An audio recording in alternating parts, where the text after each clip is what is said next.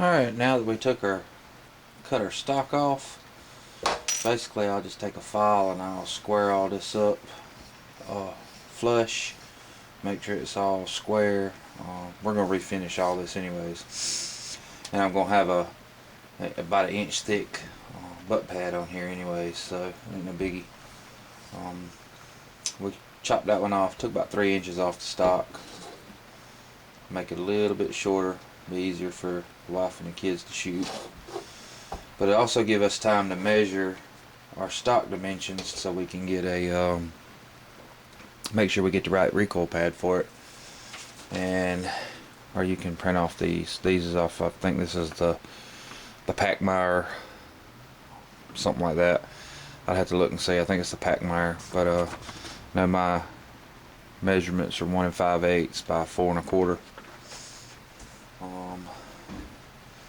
And that should give us a length of pull once we do all the sanding and everything. Should be 10 3/4 once you add in the 1 inch, so we're going to have about 11 3/4 inch, so just under 12 inch length of pull. Should be perfect for the girls and my wife. Should be really good. A little shotgun. We'll get her put on and dress up all the wood, and then go ahead and order our butt pad. Alright, we've chopped our stock off, if you can see. Took a good 3 inches off, and then we're going to put about an inch back on when we put the new butt pad on. I've got everything almost perfectly square. Got just a little more sanding to do.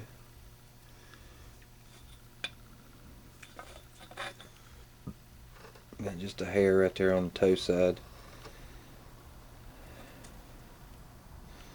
But all this is going to get reshaped when we put the pad on. But the biggest problem I've been having, and if somebody else knows a better way to do this, feel free to chime in, but you don't ever want to just buy a pad, try and put it on there, and it not work, and then you have to buy another one, because these things are about $30 $40 a piece. So what I did was I printed out the template. I have one of these here. It's just a pad off of a different one, and you can see, just to show you, you got like a little lip right there. When you're doing a grindable one, there's actually a insert inside here you can't go past, so you can't just get a really big one and then grind down to make it fit. It has to be pretty close to the size.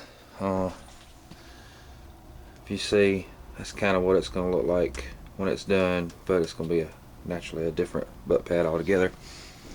But anyways, I printed this off. You can go to the different websites and find it. If I can find the website link, I'll add it to it. But basically, it's just a template that tells you the inner square, the inner stock portion is as small as you can actually grind the pad down to without going through the metal plate. So we looked at the large, and no matter how I put it, if you look and see,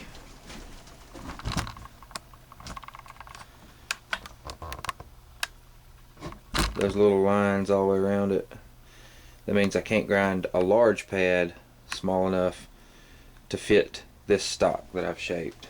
So we'll slide it on over, go to the medium. Same thing with the profile of the stock.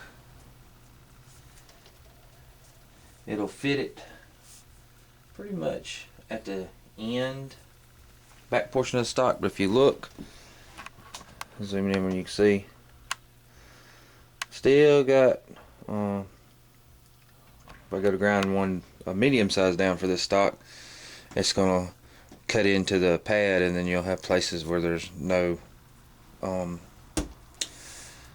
material, and it'll just look really bad. So my only choice is to go small.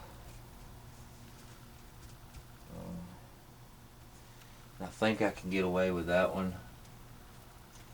This is still going to be tight. I'm going to have to make sure that I put, look and see all the way around.